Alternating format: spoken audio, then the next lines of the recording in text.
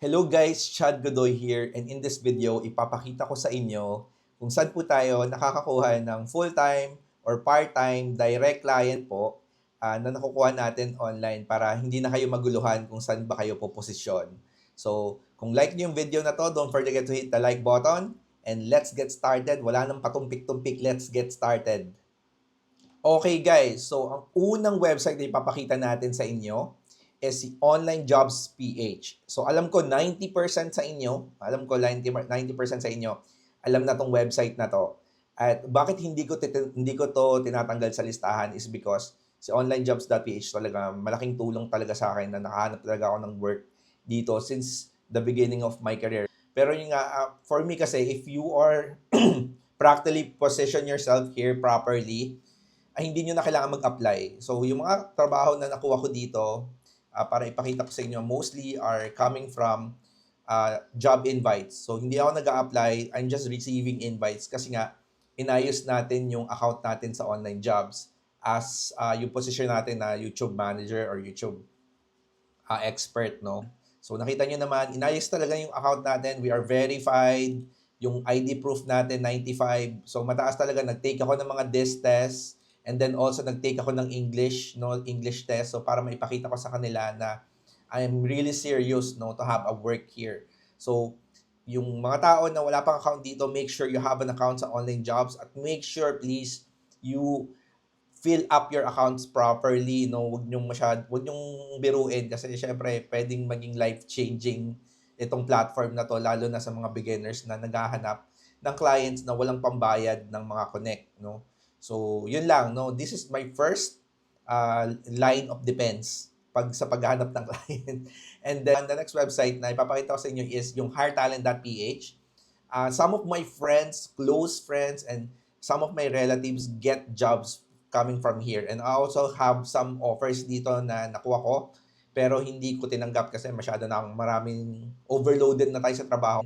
So I'm really broadcasting this so for people who wants to have work from home or full-time client kasi ang ganda dito kasi minimum na matatanggap nyo ditong trabaho or sahod is around $5 an hour. So hindi na tumatanggap ng mas mababa sa $5 an hour. So kung makakahanap ka ng work dito as a freelancer, as a VA, kasi iba't iba rin yung pwede mo makuha trabaho dito eh. Pwede kang makakuha ng mga social media management, pwede kang makakuha ng mga VA jobs, video editing positions, funnel expert positions na pwede ka rin makakuha dito. So, depende sa niche na pinili mo or sa specialization mo, makakuha ka at makakuha ng trabaho dito. And it is also good for entry-level positions kasi beginner-friendly itong platform na to. At ang kagandahan dito guys, meron silang mga tinatawag nating certification. So kung mapapansin nyo dyan, if you have skills like AI skills and you want to elevate yourself from the competition, pwede kayong mag-certify dito. No? Kung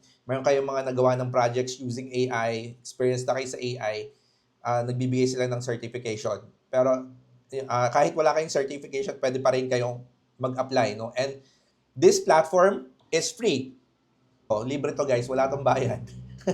Basta usin nyo lang yung profile nyo, just go to hiretalent.ph, create an account, and fill up para magkaroon kayo ng account dito and you start browsing para makapag-apply na kayo and you can find your online jobs na po. And then the third one na ipapakita ko sa inyo is syempre kung saan ako nanggaling, kung saan ako tinubuan ng sungay. Ito si Upwork. Dito ako nagsimula talaga. This is where I get my first full-time job as a BA. Pero nag-start ako dito part-time. I started here working as a virtual assistant for 15 hours a week while I was working in the corporate. Si Upwork talaga yung nagbigay ng chance for me to have this life na working sa bahay. So, at nakikita nyo naman sa screen, yung Upwork profile natin, we gain around $30,000 dollars coming from here. No, nakakuha na talaga tayo ng full-time job dito. We earned over $30,000 plus dollars here in Upwork since the very beginning of our career. Pero yun nga, way back pandemic, wala na ako kay Upwork. Pero bumalik ako ngayon as a YouTube growth specialist nung nahanap ko na yung pinakamamahal kong posisyon, yung pinakamamahal kong career or niche na napili for myself as a YouTube growth specialist, as a YouTube production manager or vlogger. at bumabalik na ako kay Upwork ngayon na yun na yung positioning ko. So ito ay paalala lang guys, sa Upwork may bayad dito. Dati libre, ngayon may bayad na. And it's not a negative for me because syempre kung kumikita ka naman na as a freelancer and you want to position yourself here, you want to really spend some money in order for you to gain views, gain clients, gain traction para mapalawig mo pa yung freelancing career, para dumami yung pera mo, pwede kang gumawa ng account dito. If you have the money, to spend, you're an OFW working abroad, you have a full-time work as an IT specialist in your industry ngayon, I advise you go to Upwork para dumami yung platform talaga na mapag-applyan mo. And kung wala ka naman diyang budget, pwede ka pa rin namang mag-start sa online jobs, pwede ka mag-start sa hiretalent.ph at yung mga susunod na platform na babanggitin ko sa inyo. So the third website na we're going to broadcast here is hubstufftalent.net. So si hubstufftalent.net, I have some relatives na nakakuha na talaga ng work dito. And I also get some offers coming from here na hindi ko tinanggap kasi nga maraming tayong trabaho. Pero I tried this platform just for me to test it up, for me to broadcast it to you, no? So maraming trabaho dito guys, mapa-lowball man o matataas na rate, no? Huwag kayong huwag kayong madi-discourage kung makakita kayo dito ng mga $2 an hour, $3 an hour job positions for entry-level positions. Meron talagang dito, pero may matataas na rate. Like ito, video editor, $8 an hour. Minsan makakita ka dyan, $25 an hour. Don't expect na lahat lang matataas na rate. Meron ding mabababa dito, no, sa Hubstuff Talent. Yun yung pros and cons niya. Pero this is for free. Everyone can post a job here and everyone can apply here for free. Pwede kayong gumawa ng account dito for free. You just need to go to hubstufftalent.net and create an account po. And then you can start browsing jobs. Makikita nyo dito, there's a lot of work here. Like virtual manager, $8 an hour. Full stack developer, walang rate. Prop tech developer, $63 an hour. Hiring lead ground and bridge CAD designer. Yan, may mga engineering jobs pa. So maraming mga trabaho dito na pwedeng mag-applyan ng mga VA coming from the Philippines or everywhere in any parts of the world sa Hubstuff Talent. This is legit website, guys. And I hope you can create an account here if you're just starting kasi libre mag-apply dito.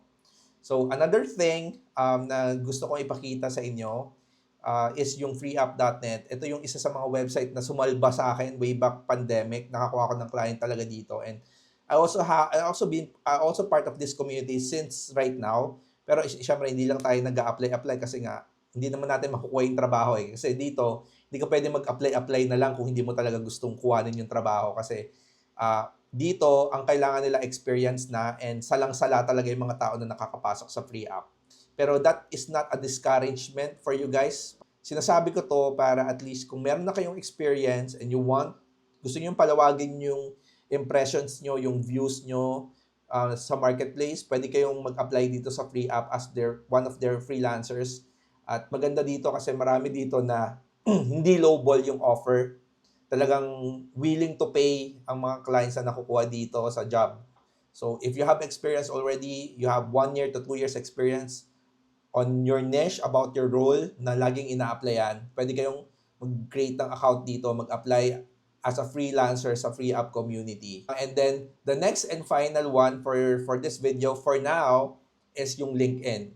So yung LinkedIn, guys, I always tell people to create a LinkedIn account and optimize your profile based on your expertise. Kasi dito, maraming headhunters, maraming mga CEOs, maraming mga parte na ng community dito ang mga naghahanap talaga ng work, no?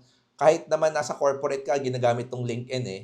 Mostly headhunters, yung mga HR managers, HR recruiters also have account here looking for positions na sila yung naghahanap, no? Hindi yung mga sila yung nag-a-apply. Mostly dito makaka-receive ka ng mga message na job openings na pwede mong applyan in the community or direct message na pwede ka rin kung influencer ka, mayroong mga brand deals, brand sponsorship ka rin na matatanggap dito. So, ang malaking bagay sa LinkedIn, it can be part of any online profile that you have. Kasi kung meron kang online jobs, they're going to ask for your LinkedIn profile. Kasi LinkedIn is a trust builder, no? Kasi para siyang resume slash SEO optimized resume na mahanap ka and makikita nila dyan yung work experience mo, kung saan ka nagtrabaho, anong ginagawa mo sa buhay, may mga certifications ka ba. So it's a trust builder talaga na if you have a LinkedIn profile na optimized, it's just you showing yourself na seryoso ka talaga sa trabaho na gusto mong makuha. No? So don't forget to create your or optimize your LinkedIn profile. Okay guys, so if you enjoyed our video, don't forget to hit the like button kung natuwa kayo o may nakuha man lang kayo kahit konting value dito sa video natin. And don't forget to subscribe na rin and hit the notification bell icon para at least magkaroon kayo ng notification sa susunod nating mga videos or updates para at least ma-inform natin kayo.